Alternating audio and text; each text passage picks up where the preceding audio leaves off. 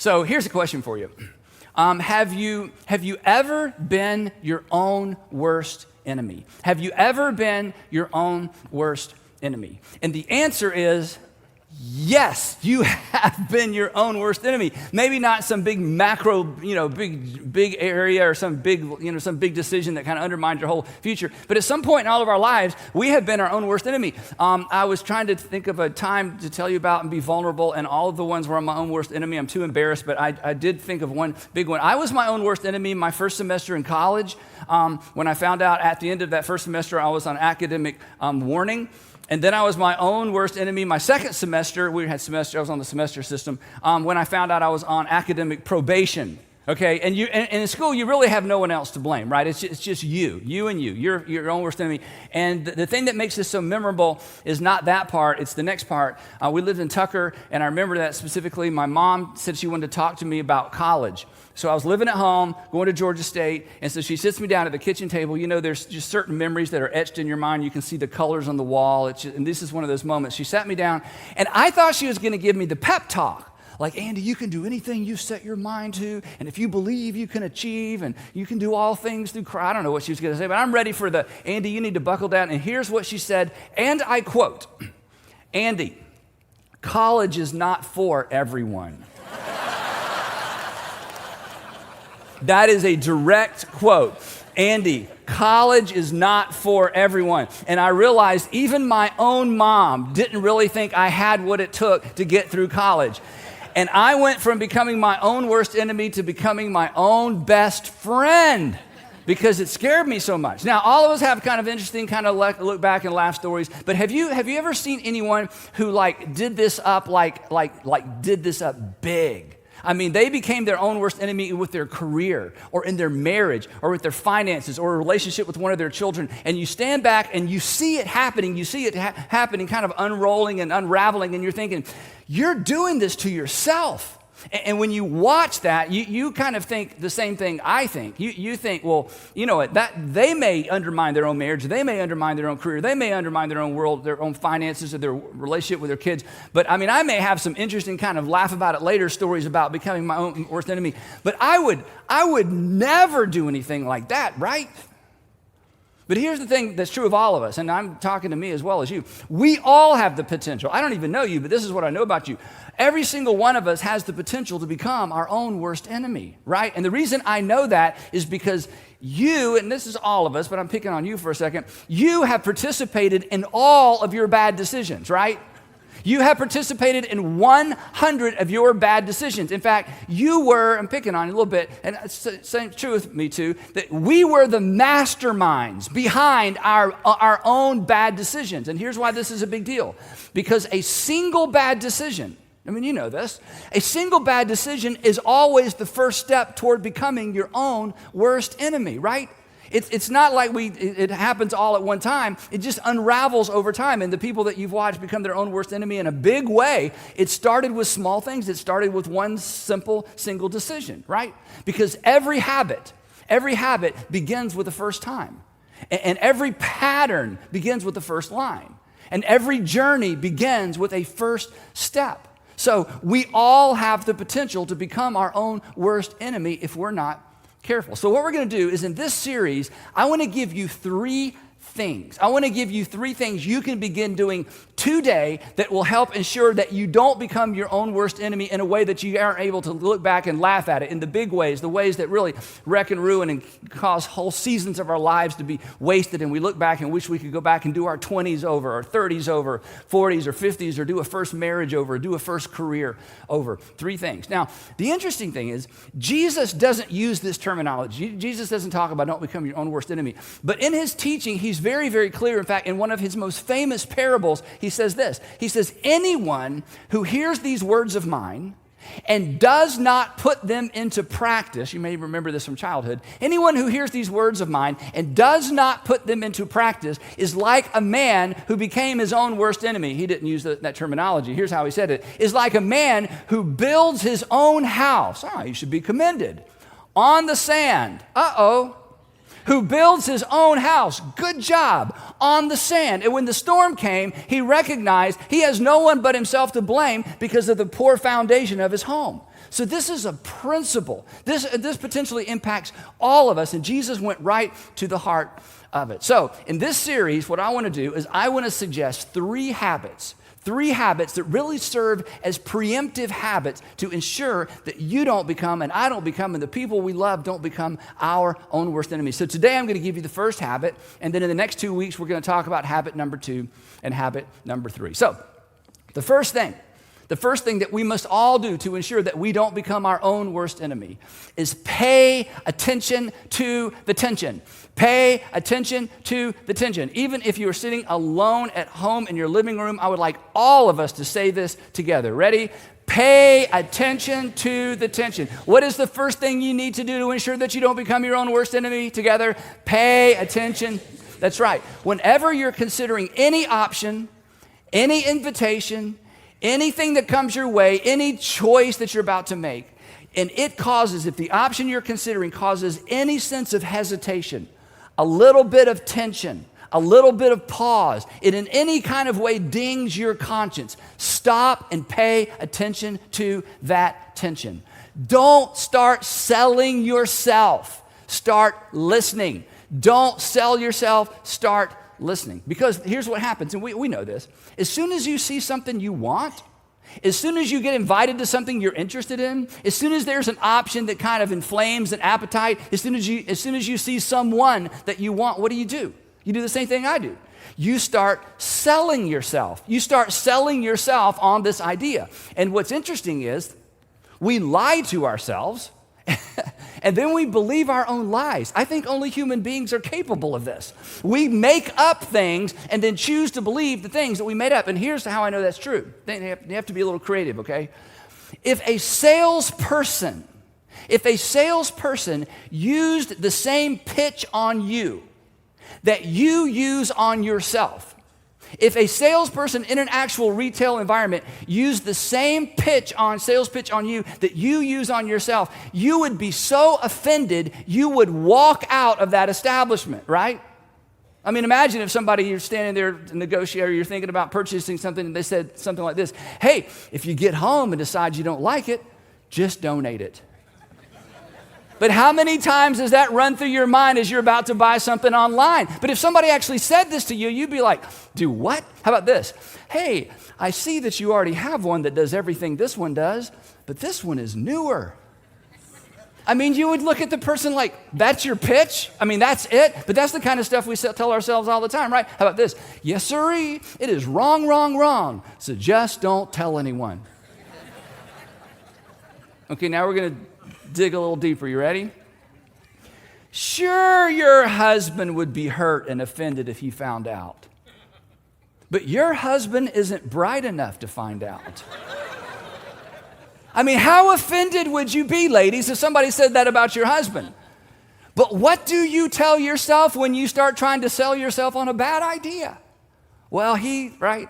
Okay, we're going to go both sides of this. Yes, your girlfriend would be devastated, but let's face it, she's not nearly as attractive. I mean, if somebody actually said something bad about your girlfriend, you would be so offended. But listen to the self-talk. Listen to the narrative you create. We're going to talk a lot about the narratives next time. If someone actually said to us the things that we say to ourselves to sell ourselves on a bad idea that sets us up to become our own worst enemy, we would be so extraordinarily offended. This is why you can't afford, and I can't afford, to start selling ourselves. Instead, we need to pay attention to the tension.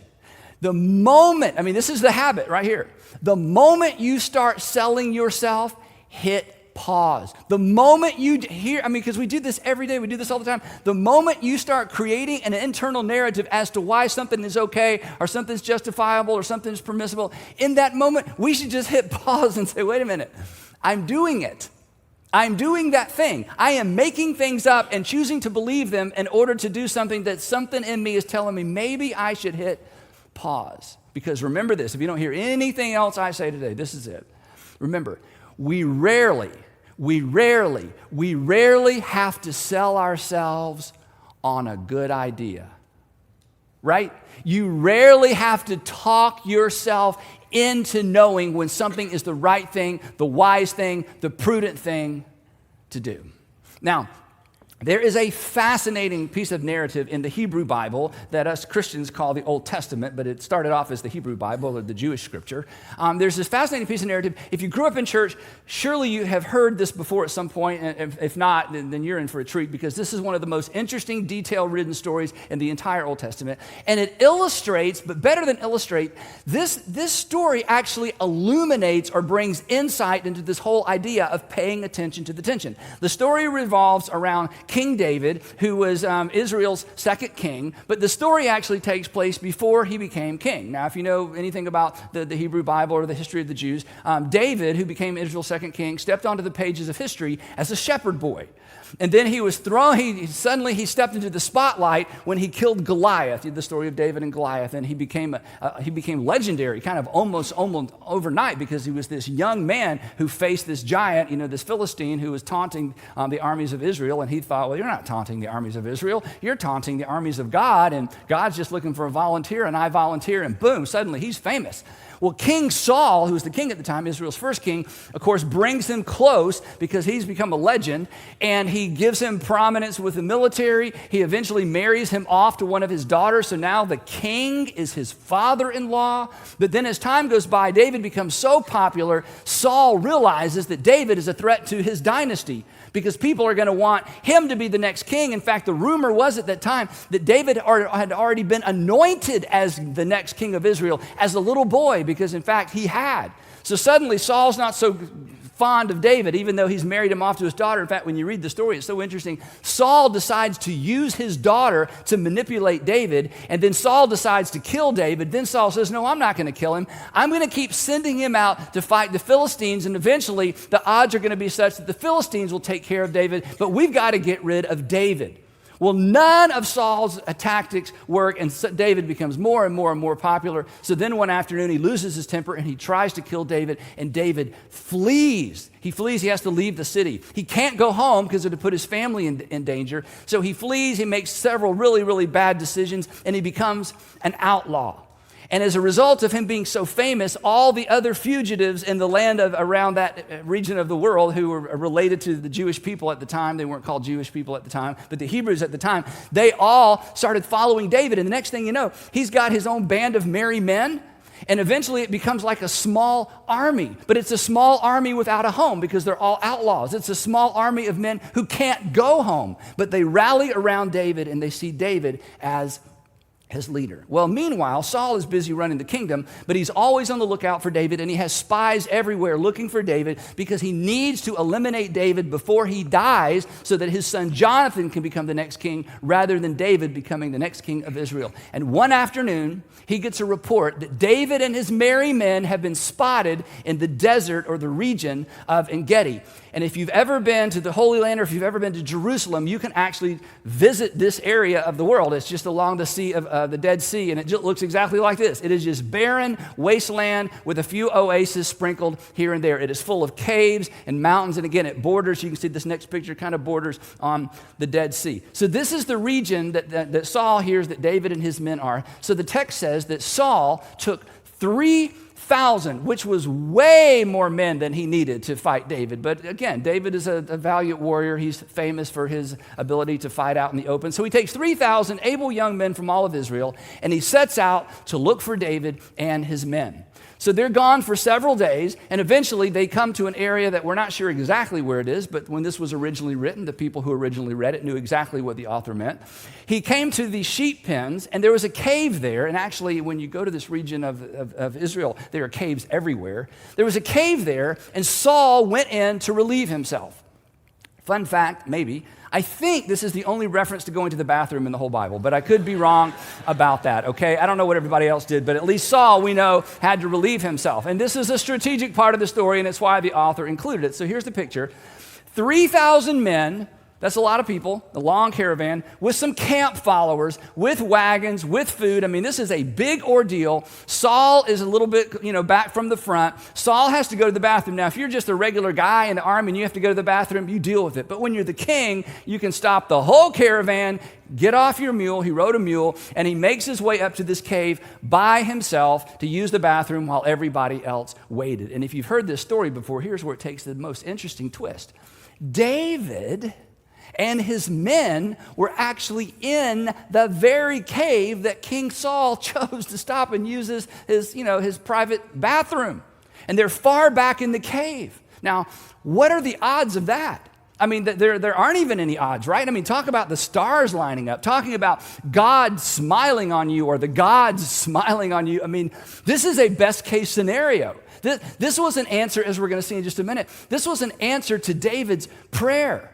So the context, a little bit of what must have happened, is Saul had his spies out looking for David, and David had his spies out making sure that Saul wasn't anywhere close. And when David's spies found out that Saul was not too far behind them, David said to his men, scatter, hide in the hills. We'll wait for Saul and his men to go through. We will reconvene and go the other way. But it just so happened when King Saul and his caravan got right into the area where David and his men had dispersed. Anh viết vẫn chưa xong, liệu rằng ngày đó có đến trước, dành khi người mới còn chưa mong như anh từng là người đến trước, khi đắng, khi ngọt, hạnh phúc song hành như chén thuốc em à.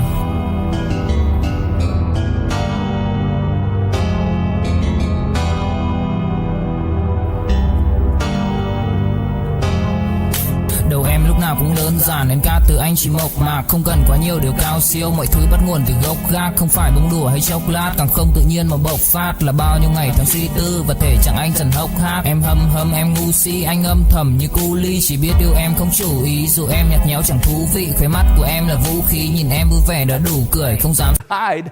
That's when he had to go to the bathroom, and he happened to choose the very cave that David was hiding in. Now, get the picture. David's eyes have adjusted. He's been in the cave. Saul walks in. He can't see a thing. And he walks just far enough in to do his business. But when he walks into the cave, he is just a silhouette.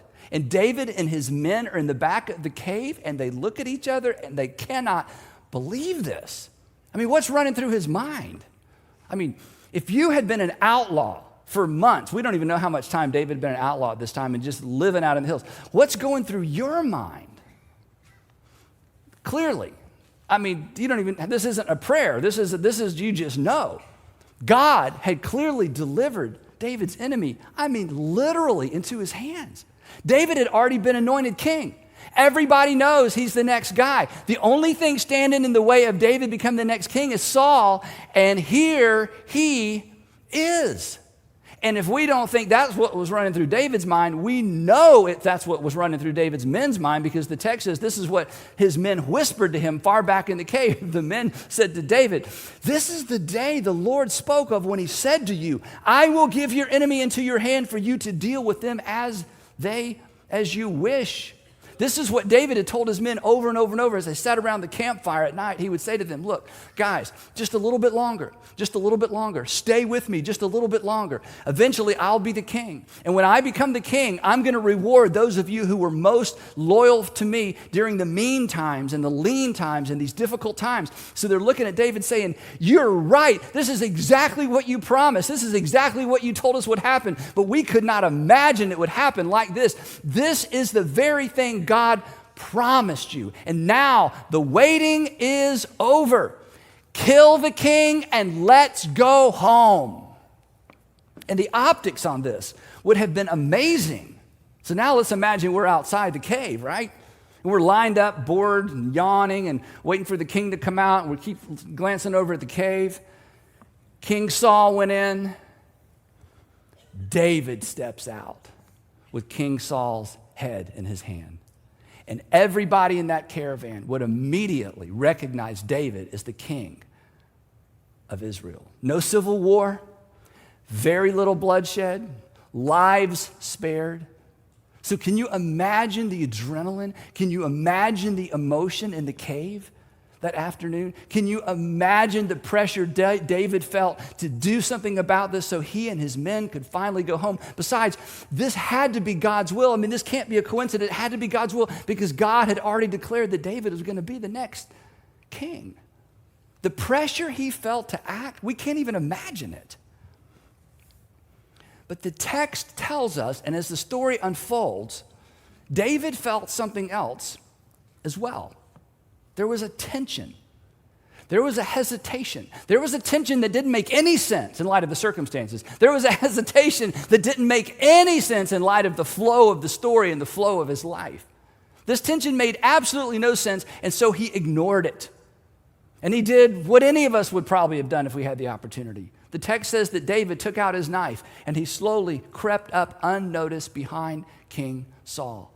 But as he gets closer and closer and closer, that tension intensifies and intensifies and intensifies. And somehow, some way, he was able to stop and pay close attention to the tension. And suddenly, and some of you have experienced this, I want all of us to experience this eventually. Suddenly, somewhere between the back of that cave and King Saul's back, suddenly his decision to kill and to murder King Saul was completely reframed. Suddenly, the hesitation that made no sense made perfect sense. Wait, what am I doing? I'm about to murder the king. Wait a minute, wait. I can't murder the king. I mean, God chose Saul. I can't replace what God put in place. This is going to be my legacy. This is going to be my story. This will be the story that people tell about me.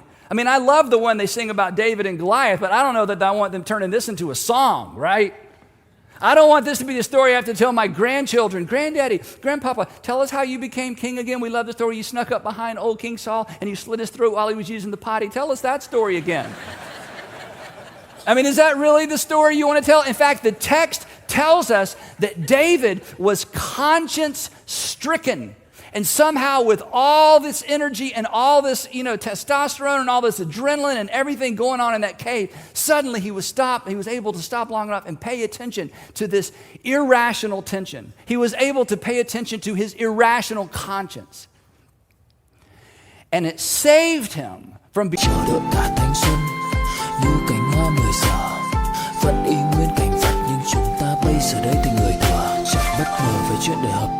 Chỉ chưa quen khi chơi với ngập tràn. Ai mang đi chân yêu rồi đập nát để lại khúc nhạc buồn giữa trời đất âm vang. Người hữu tình dốc gan ruột vì nhau cho đến cuối cùng thì có được gì đâu. Đem cho đời phải chăng sự bí sầu, giữ cho riêng mình một con tim dì máu.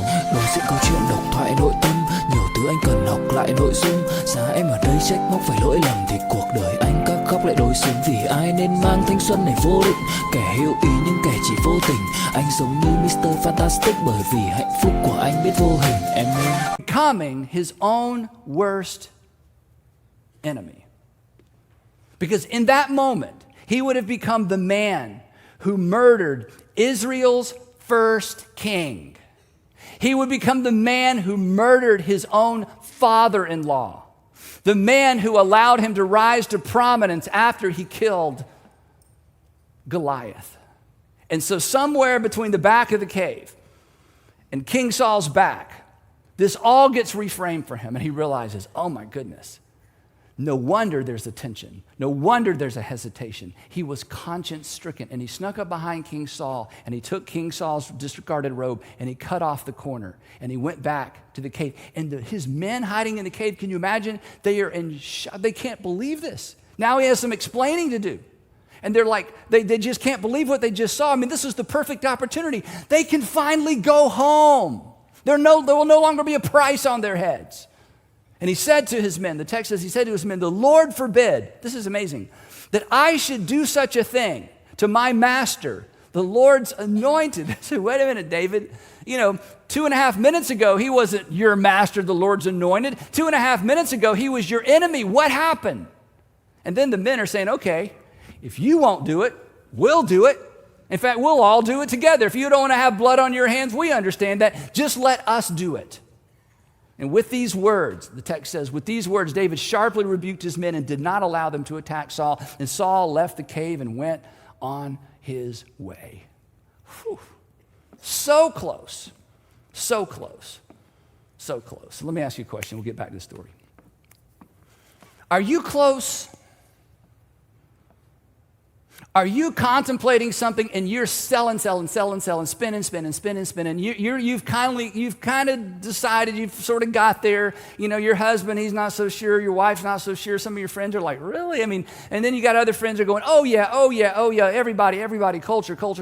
Are you so close? Is it possible that right now, in fact, you can't even believe I'm talking about this. It's like, what? This is exactly what I'm going through. Are you so close? Are you selling yourself? Come on. You don't have to be honest with anybody else. I mean, you lie to yourself all the time. At least be honest with yourself for a moment, right? I mean, me too, right? Are you selling yourself on a bad idea? Are you ignoring your conscience? Is there an internal hesitation, an internal tension, and you've just kind of pushed right by it? Are you selling yourself on an idea or a decision that's gonna follow you around for the rest of your life? That's gonna make you a liar for life because you're never gonna want anybody to know this part of your story. And you're never gonna want anybody to tell this part of your story. And one day when you have children or one day when you have grandchildren and you tell your story, you get to this part and you just kind of are gonna have to skip over it. Are you on the verge of becoming your own worst enemy? If so, can I just make a suggestion? I'm not the boss of you. I mean, I'm not, I can't tell you what to do, but can I just make a suggestion? Would you at least hit pause? Just stop for a moment selling yourself and just listen. Listen. Listen to the wiser voices around you, and perhaps listen to that still small voice on the inside of you that's going, I don't think that's the best thing, because it may be, I don't know, just guessing, it may be the whisper of God who loves you and is doing everything he can to keep you from becoming your own worst enemy. So as the text says, Saul exits the cave. He has no clue as to how close he came to joining all of his dead ancestors. He goes back, he gets on his mule, and as he gets on his mule, this is amazing. He hears a voice, and it's a familiar voice. And it's coming from the direction of the cave he just exited. And everybody in the whole, all of his men, everybody in the caravan, everybody involved, everybody's head turns. And standing at the mouth of the cave that Saul just came out of is David, flanked by his men. And David bows low in honor of the king. And then he stands up. And he holds up the corner of Saul's robe. And in that moment, and here's the moment I don't want you to miss in your life. In that moment, here's the moment I want you to be able to tell your kids and grandkids about and your friends about someday, your future husband or wife someday. In that moment, everybody there knew who the better man was. It was David. David gives a little speech. It's very interesting. I'm not going to read the whole thing, but at the end of the speech, Phúc đâu cần chỉ cho cút bắt đâu. Nhớ đến cái lúc còn gió sương vơi đầy. Nhớ hình bóng người nào đó vương nơi này. Trong vài khoảnh khắc mong có được đôi tay ấy cổ lau đi bờ mi khi nào thưởng hơi cay. Xa một người và bước qua cuộc đời không phải xa đi vĩnh viễn mà chúng ta chỉ tạm chịu lấy đau. Phút này mau tìm đợi nhau, phút này sau đừng về nơi hoàng tuyển và có hoa bỉ ngạn.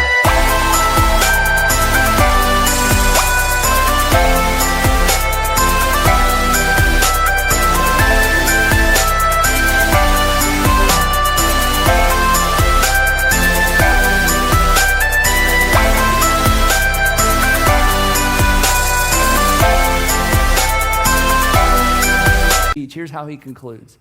He says, Saul, may the Lord be the judge between you and me, and may the Lord avenge the wrongs you have done to me, but my hand will not touch you.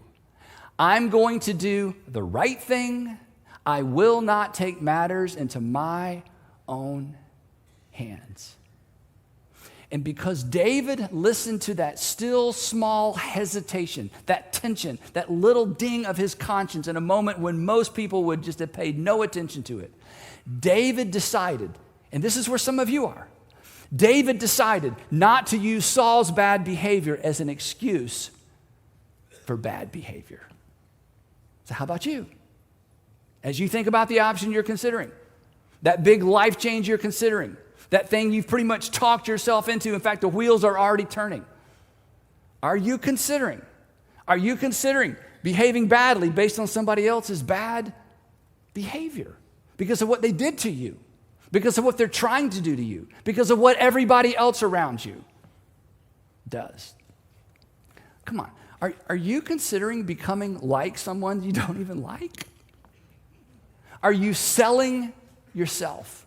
Remember, we rarely ever have to sell ourselves. We rarely ever have to sell ourselves on the right thing to do. So now, all eyes turn from David to Saul.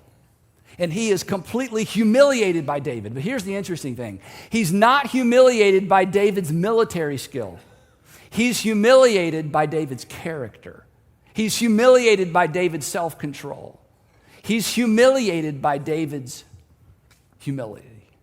And Saul has no choice. He turns his army around and he heads back to Jerusalem. That's the power of paying attention to that tension. When my daughter, Allie, after 3 children, Allie's our youngest, when she was in the 8th grade, she and I were studying for a test together using a study guide. And as we were studying, it occurred to me that her older brother, Garrett, had had the same class with the same teacher the year before. And I thought, I wonder if there are any old tests to study from. And she said, Dad, we can't do that. I said, yeah, if the teacher gave out tests, then he knows these tests are floating around. And in college, you do it all the time. So I went digging around, and sure enough, I found an old test, all right? And this isn't a parenting seminar. I'm just telling you what happened, okay?